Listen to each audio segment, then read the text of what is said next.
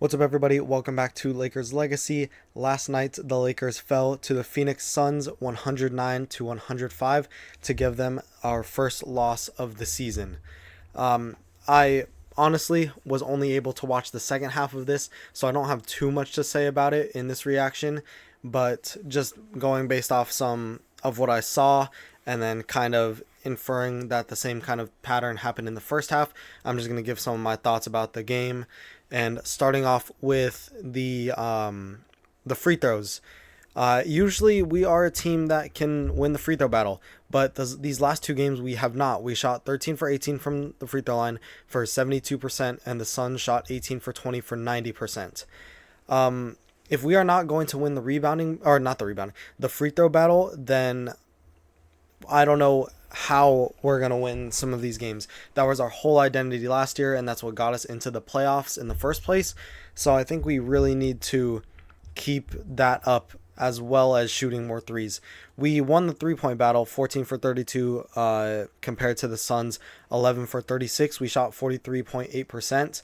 That's a great thing, but we have to kind of find a balance where we're able to still put pressure on the paint and make sure that we're able to get those free throw numbers up.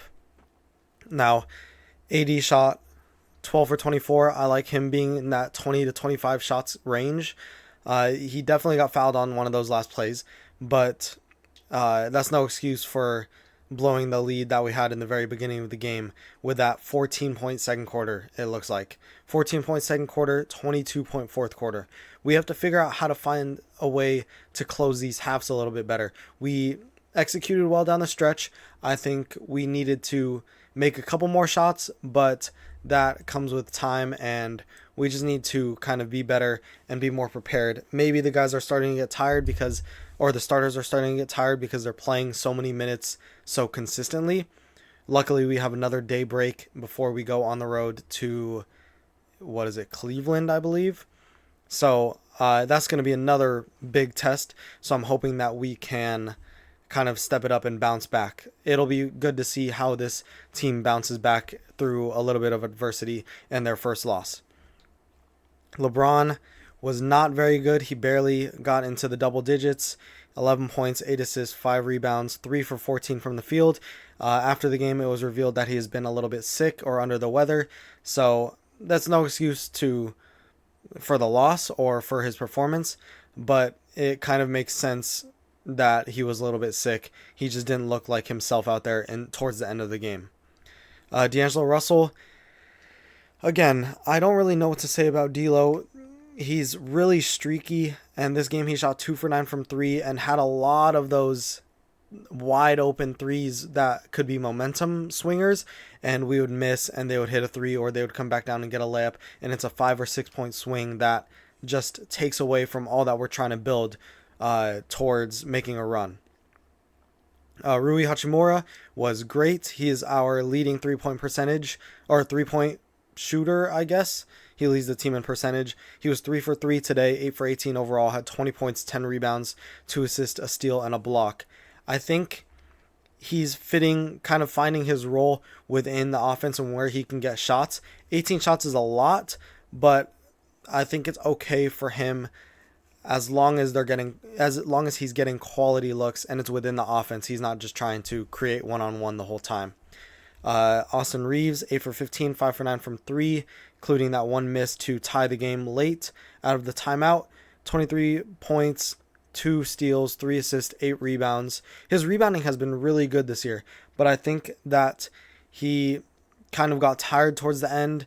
He was 5 for 7 for 3 and ended up missing his last 2. So I think the minutes are starting to wear on him. He played a game high 38 minutes. Or not a game high, a team high 38 minutes. And I think he's solidifying himself as maybe the second option.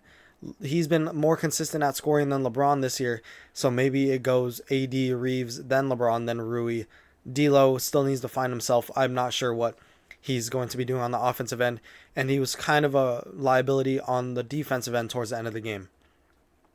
I think Jackson Hayes didn't have his best game, which is okay. He's been amazing to start the season, but I think we are definitely going to benefit from having Koloko back. He's been cleared today to play.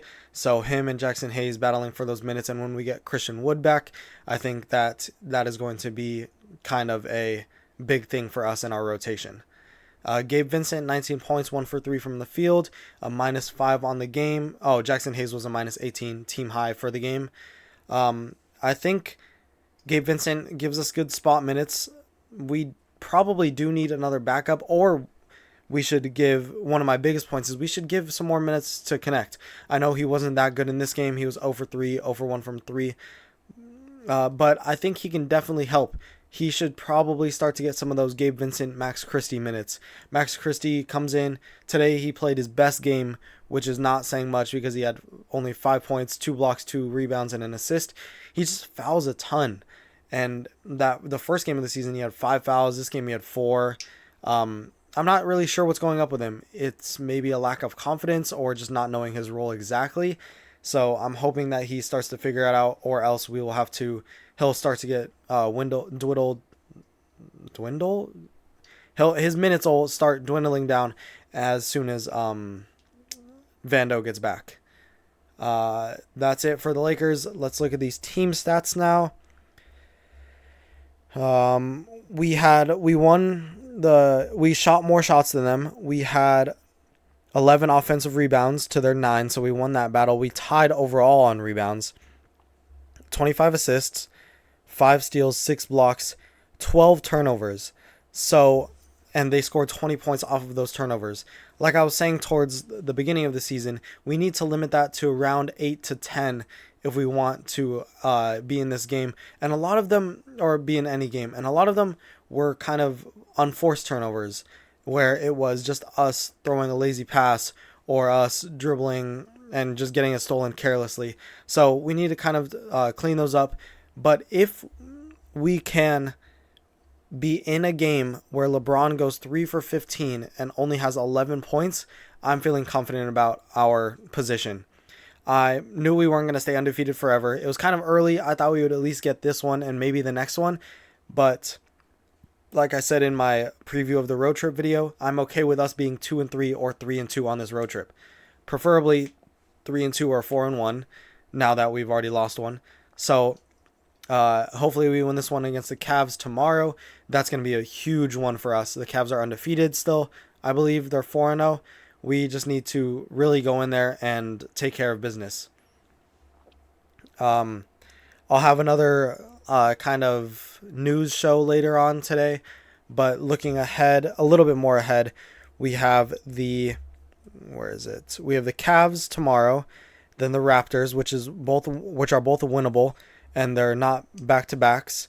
Then we have the Pistons and the Grizzlies. I think we can win these 4 in a row. We just need to be able to not string together 2 losses or 3 losses in a row. That's what really will set us behind. I think we need to win a couple, win 2 to 4, then lose one. Win 2 to 4, then lose one. That'll be the best recipe for us to have a successful season, which we can. I think we can win this one against the Cavs, win against the Raptors, win against the Pistons. Grizzlies will be a toss-up, and then we can go back home, beat the Sixers, beat the Raptors, beat the Grizzlies at home, then go back on the road, beat the Spurs. So not looking too far ahead, but I think we are set up well to kind of win a couple and then lose one, win a couple and then lose one. But hopefully this rest day aids them well, and all the starters are able to rest up a little bit more.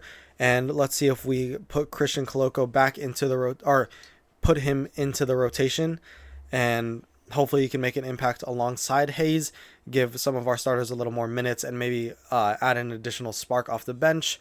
But yeah, looking at the Suns side, KD 30 points, Booker 33 points. It's kind of what we expected. Royce O'Neal off the bench was a game high plus 25, and Mason Plumlee was a plus 23. So we kind of need to win those minutes when the benches are in. We don't have the best bench right now, but hopefully either we can make some trades. I think we're the favorites to land Walker Kessler, and maybe that'll come with another piece from the Jazz. But hopefully we make that sooner rather than later, so we're able to gel and kind of hit our stride towards our All-Star break and towards the trade deadline. I'd rather us make moves now than right at the deadline again and then have to kind of claw back into the playoff picture. but I think we're still better than people expected us to be. A lot of people said that we could have been 0-4 to start the season, but I'm glad with how we started this. 3-1 is much better than we've seen since 2011, 2012 ish, when we still had Kobe on the team. So we're off to a great start. We don't need to over panic. We don't need to kind of jump to conclusions now or say that the season's over. I'm not sure if anyone is, but we just need to keep taking it one game at a time and we'll be all good. And one thing I did want to point out also before I wrap this up is that JJ Redick is taking credit. He said, "This one's on me. This loss is on me," after he drew up an amazing play to get Reeves an open shot for a three where they kind of wrapped back around the 3-point line off of the out of bounds. They skipped it over. I've seen the Warriors run it a ton. But yeah, he said he takes the blame. All the players were saying how mad he was and how upset he was after the game that we lost. And that's what I like to see. A coach who's fiery and passionate about the team. When we had Ham on the team, he would just say win, lose, or draw. Just have fun. We want to win. Realistically, if you're not there to win, then you shouldn't really have the job anyway. And we can kind of see that translating to the Bucks, but I'm not going to go into that. They just lost to the Nets, and it's embarrassing for them. But yeah, wrapping it all up, the Lakers lost. That's fine. We just need to bounce back on Wednesday against the Cavs, or bounce back tomorrow against the Cavs. And hopefully LeBron and all the other starters are able to rest up and stay healthy for the rest of this road trip. Thank you so much for watching. I will be back later for a news show, and then tomorrow for a preview of the game. Make sure you like and subscribe, and I'll see you guys then.